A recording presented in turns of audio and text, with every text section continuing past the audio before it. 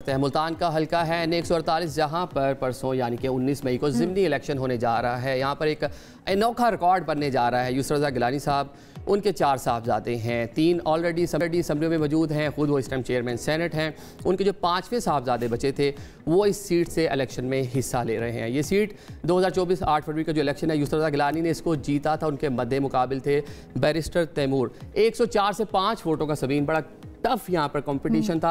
All तो Gilani family के पुराना हल्का है, यहाँ से जीत कर गिलानी साहब जो है प्राइम मिनिस्टर ऑफ पाकिस्तान भी बने थे। अब इस पर क्या सूरत हाल है हम बात करते हैं। हमारे साथ कासिम गिलानी साहब मौजूद हैं।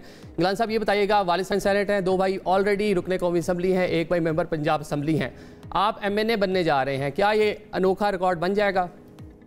Thank you for having me on your show. देखें, ये मखदूम साहब की सीट थी और उस पर वो इलेक्ट हुए, लेकिन पार्टी के कहने पर वो उन्होंने ये सीट छोड़ी और वो सेनेट में चले गए और फिर इस सीट पे बाई इलेक्शन आ गया। अगर मुल्तान की कोई ऐसी सीट है जो गिलानी साहब की आबाई सीट कही जा सकती है तो वो यही हल्का 148 है।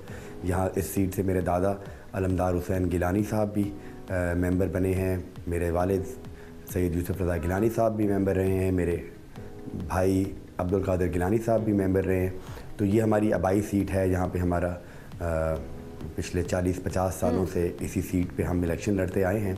तो अगर कोई ऐसी सीट थी जहाँ पे कोई गिलानी साहब की फैमिली से कोई बंदा लड़े तो वो यही सीट थी। और आपको तो पता है मैं बिल्कुल इंटरेस्टेड नहीं था पॉलिटिक्स में, मैं आपकी तरह मीडिया में मेरा इंटरेस्ट था और पार्टी के साथ भी मैं मीडिया रिलेटेड काम ही करता था। तो फिर गिलानी साहब के इसरार पर और अपने कायद जनाब बिलावल भुट्टो तदारी साहब के कहने पर मैं ये सीट कंटेस्ट कर रहा हूँ। और हमने कभी सोचा नहीं था कि ये कोई रिकॉर्ड बनाने के लिए तो नहीं लड़ते, आवाम की खिदमत करने के लिए सियासत करते हैं और ख़िदमत को इबादत समझ के हम करते हैं। तो यही मेरी भी कोशिश होगी कि जिन असूलों पे मखदूम सैयद यूसुफ रज़ा गिलानी साहब ने 40 साल इस हल्के की खिदमत की है, उन्हीं असूलों पे कायम। अच्छा, अब ऐसे में कासिम, अगर फरवरी के इंतखाबात की बात की जाए, अभी 2024 के इंतखाबात, तो आपके वालिद यूसुफ रज़ा गिलानी साहब, उनके मद्दे मुकाबिल उम्मीदवार जो थे वो तैमूर अल्ताफ़ साहब थे।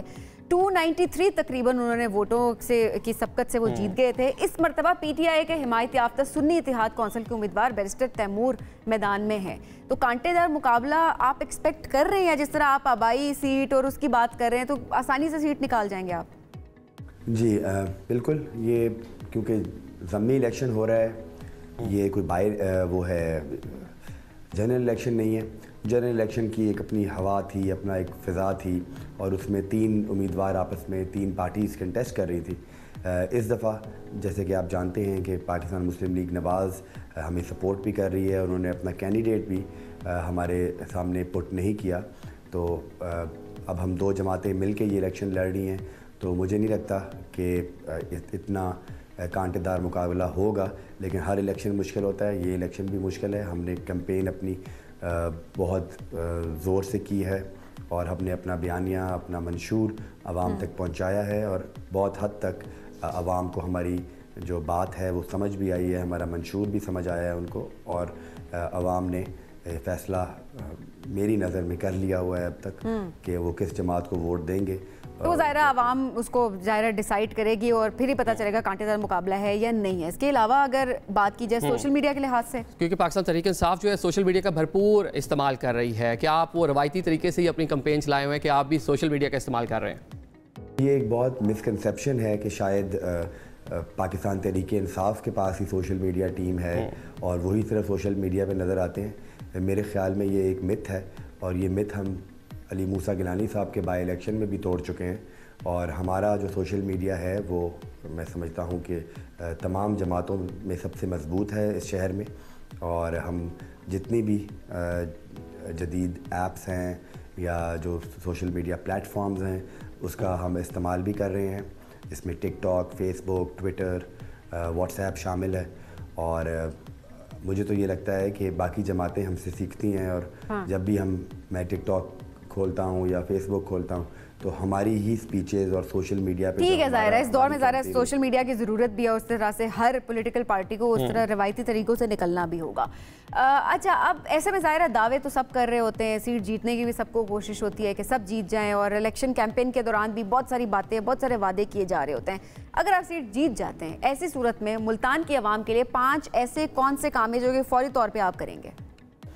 सबसे पहले तो इस हल्के में एक दरीना मसला है सीवरेज का।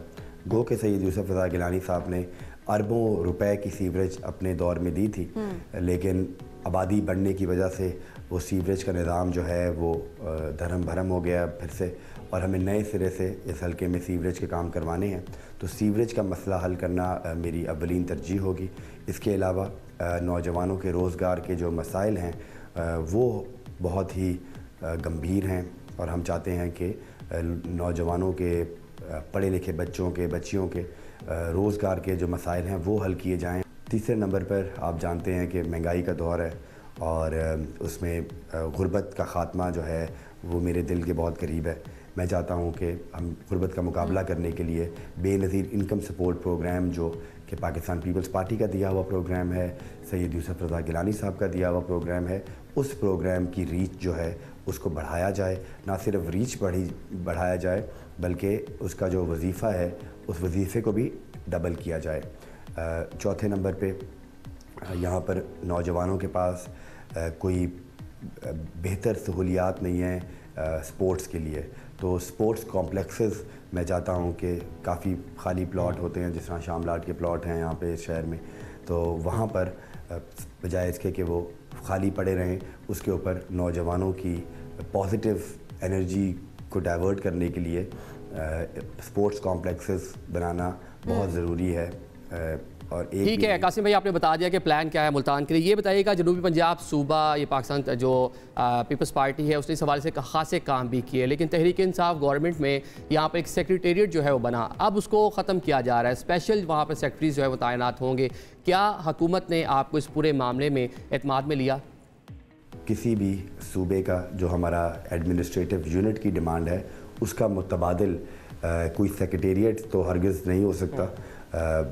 हम चाहते हैं कि पंजाब जो है वो इतना बड़ा सूबा है और वो एक मेरी नज़र में वो अनगवर्नेबल हो चुका हुआ है, तो हम चाहते हैं कि आवाम के मसाइल हल करने के लिए इसको डिवाइड करके 2 सूबे बना दिए जाएं, ताकि हमारा अपना सेक्रेटेरिएट हो, हमारी अपनी असेंबली हो, यहाँ पे हमारे अपना कोर्ट्स हों, या जितना जो भी इंतज़ामी ढांचा होता है वो यहाँ पर जनूबी पंजाब को दिया जाए।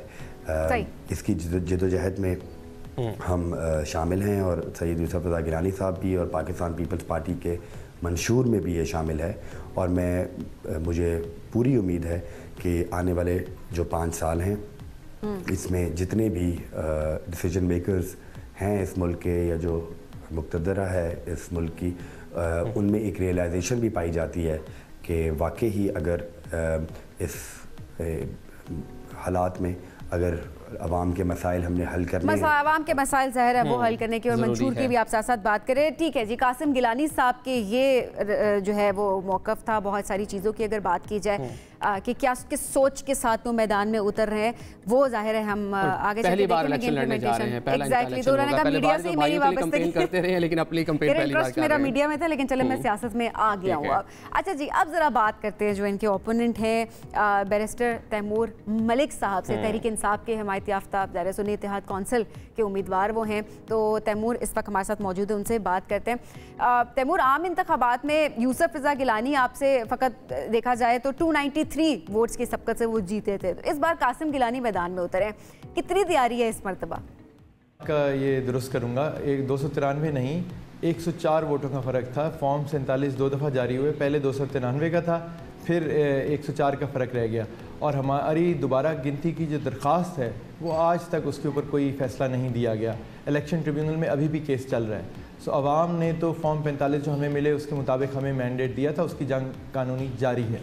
अब की जहाँ तैयारी की बात है, या आप ख़ुद मुल्तान में मौजूद हैं, आप हल्के की आवाम से राय ले लें। मेरे ख्याल में तो यकतरफ़ा है हमारे हक़ के अंदर। पहले आवाम साथ थी 8 फरवरी को, आज तो हल्के के जितने बड़े धड़े हैं, चाहे वो बोसन साहिबान हो, राज साहिबान हो, दीगर दोस्त हों, वो सब हमारे साथ आके खड़े हो चुके हैं, मेरे ख़ानदानी ताल्लुक़ की वजह से, एक बेहतर कैंडिडेट होने की वजह से, और जाहिर है कोई भी ये नहीं चाहता कि मौरूसी। अच्छा तैमूर भाई, ये बताइएगा कि गिलानी फैमिली हल्के से काफ़ी बार पहले भी इलेक्शन कंटेस्ट कर चुकी है, लेकिन आपका 8 फरवरी को पहला इलेक्शन था, अभी चंद माह के फासले से दूसरा इलेक्शन लड़ने जा रहे हैं, क्या उनको शिकस्त दे पाएंगे, क्या लगता है आपको? पिछले इलेक्शन में 8 फरवरी को भी तोड़ दिया था, जब अवाम ने मेरा इतना भरपूर साथ दिया। उनकी बात भी मान लें तो 104 का फ़र्क था, वैसे 7000 का हमारे हक़ में फ़र्क था। तो अवाम तो फ़ैसला हमें दे चुकी है। और पिछली दफ़ा देखें मेरे पास सिर्फ 20 दिन थे, उसमें भी मैं 3 दफ़ा अडयाला केस की हेयरिंग्स के लिए गया। इस दफ़ा तो भरपूर कैंपेन की है, बहुत मज़ा आया है, अवाम से प्यार मिला है, मुझे उस प्यार का बोझ है। हमें जीत और हार तो एक अलग चीज़ होती है, अवाम से इतना प्यार मिल गया है कि उसी से पता चल जाता है कि गिलानी साहिबान की मकबूलियत का क्या हाल है। और इस वक्त चेयरमैन सेनेट जो हैं वो सर्किट हाउस बैठ के जो काम तो आप जाहिर है ये बात करें कि अवाम से आपको बहुत ज़्यादा प्यार मिला। अच्छा, एक और मामला है, ज़रा इन्हीं से इस पे मौक़िफ़ ले लेते हैं। जो जनूबी पंजाब सेक्रेटरी ख़त्म करके 10 स्पेशल सेक्रेटरीज तैनात करने का जो फैसला किया गया, अब जिस तरह अवाम के आप बता रहे हैं आप बहुत ज़्यादा करीब हैं, उनके साथ राब्तों में भी हैं, इस हवाले से इस फैसले पर अवाम का क्या रद्द-ए-अमल है, आप क्या देखते हैं? अवाम का भरपूर रद्द-ए-अमल है और वो 19 मई को वोट के नज़रिए घोड़े के ऊपर जब वो निशान लगाएंगे उसके आपको सामने नज़र आएगा। अवाम कहते हैं इन्होंने हमसे झूठे वादे किए, जनूबी पंजाब के सूबे का वादा किया और ये इनकी हुकूमत में सेक्रेटेरिएट ख़त्म होने जा रहा है। तो एक तरफ ये कहते हैं हमारी हुकूमत है, ये नौकरियां बांटते फिर रहे हैं, दूसरी तरफ सेक्रेटेरिएट की बात आती है या किसानों के मसाइल की बात आती है, गंदम के रेट की बात आती है तो ये कहते हैं हमारी हुकूमत नहीं है। तो अवाम बड़ी समझदार है, अवाम ये सब कुछ देख रही है और हमें अपनी मोहब्बत का तो कुछ वोट मिल ही रहा है और इमरान खान का वोट मिल रहा है, लेकिन ठीक हो गया। आपने अवाम की बात कर ली, अवाम समझदार है, लेकिन पाकिस्तान तहरीक इंसाफ का क्रेडिट है ये उनके दौरे हुकूमत में सेक्रेटेरिएट जो है इसका क़याम अमल में आया था। ये बता दें, आप जीत जाते हैं परसों 19 फरवरी को, मुल्तान शहर के कौन से ऐसे 5 बड़े मसाइल हैं जो हल करना आपकी तरजीह होंगे? सबसे पहले तो मैं ये कहूँगा कि यहाँ पे बच्चों की तालीम के जो मौक़े हैं, ख़ास तौर पे बच्चियों के देही इलाकों में, वो ना होने के बराबर हैं। दूसरी चीज़ है कि ख़वातीन के जो बुनियादी सेहत के मसाइल हैं उसके ऊपर यहाँ कोई अटेंशन नहीं दी जा रही है, कोई चीज़ नहीं है। मुल्तान में बड़े अस्पताल ज़रूर मौजूद हैं लेकिन बुनियादी सेहत के सेंटर्स उस तरह नहीं चल रहे हैं। फिर सीवरेज का मसला है, हम जिधर गली में कैंपेन करने जाते हैं लगता ही नहीं है एक साबिक़ वज़ीर आज़म का हल्का है, वहाँ सीवरेज का बड़ा सख्त प्रॉब्लम है, पूरा कड़कट का प्रॉब्लम है, उसका भी कुछ इंतज़ाम नहीं हो रहा। फिर साथ ही गलियाँ नालियाँ टूटी हुई हैं, मेन रोड से उतर जाएं तो हल्के का कोई हाल ही कोई नहीं है। इन सब चीज़ों पे काम होना है, लेकिन इनसे बढ़कर जो नौजवान हैं उनको एंटरप्रेन्योरशिप के, उनको जॉब्स तो देखें, सरकारी जॉब्स तो ना होने के बराबर हैं, ये झूठे वादे कर रहे हैं। असल तो ये है कि आप प्राइवेट सेक्टर को, स्मॉल एंड मीडियम एंटरप्राइज़ को, एंटरप्रेन्योर्स को यानी कि नौजवानों को इस काबिल करें कि वो ख़ुद कारोबार कोई ना कोई छोटा करें, बल्कि वो जॉब्स क्रिएट करें, जॉब क्रिएटर बने। सो उसके ऊपर काम करने का शौक़ है। मैंने ऑक्सफोर्ड से MBA भी किया हुआ है, एंटरप्रेन्योरशिप पे मेरा ख़ास फोकस है और ये एक ऐसी चीज़ है जो मैं करना चाहता हूँ, हल्के की आवाम के लिए सियासत से हट कर भी करना चाहता हूँ कि वो ठीक हो गया। बहुत शुक्रिया तैमूर साहब, बहुत शुक्रिया सबिन। देखें, दोनों जो मद्दे मुकाबिल शख्सियात हैं, दोनों हाईली क्वालिफाइड हैं, दोनों भी नौजवान हैं, अच्छी पॉलिटिक्स करेंगे। साथ आपको एक इंटरेस्टिंग मैं वाक़या सुनाऊं। गुलानी साहब से एक बार मैंने इंटरव्यू किया, उनके मैंने कहा जी आपके 3 बेटे सियासत में बड़े मुतारिक हैं और जो कासिम है बिलावल साहब के साथ होते हैं, उनका मीडिया जिस तरह बता भी देते दिखते हैं। गुलानी साहब ने कहा जी वो इन तीनों से ज़्यादा कॉम्पिटेंट, इनसे ज़्यादा पॉलिटिकल चीज़ें वो देख रहे थे, इनसे ज़्यादा इंटेलिजेंट वो हैं। अच्छा, वो भी हल्के की सियासत में एक्टिव हो गए।